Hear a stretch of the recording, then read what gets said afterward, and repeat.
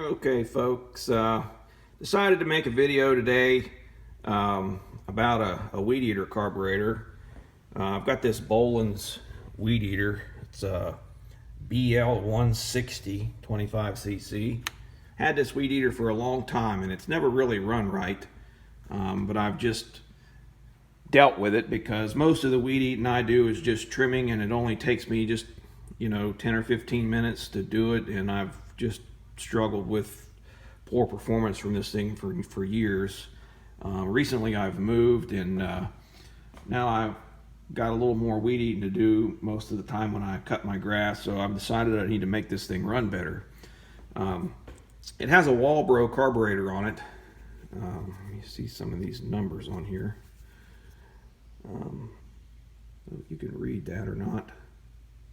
Anyway, doesn't matter. These carburetors are mostly all the same, except this particular carburetor, the high and low speed idle adjustments had a security feature on them where you couldn't adjust them. And you can see where I've cut a slot across this portion of the carburetor with a thin cutoff disc, and I've also cut slots into the top of these screws here, and so this will enable me to make adjustments to this carburetor with a small flathead screwdriver, which is the way it ought to be in the first place.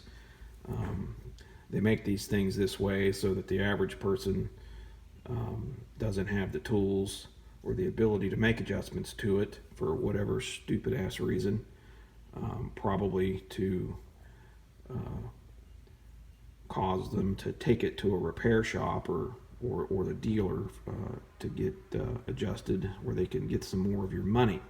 But anyway, it just takes a second to cut a slot across there just like that so that you can make adjustments to it. And I'll show you the tool that I used. This is my cutoff grinder. It's got a very thin cutoff disc on it there. I don't know what the thickness of that disc is, but it doesn't matter. You get the idea.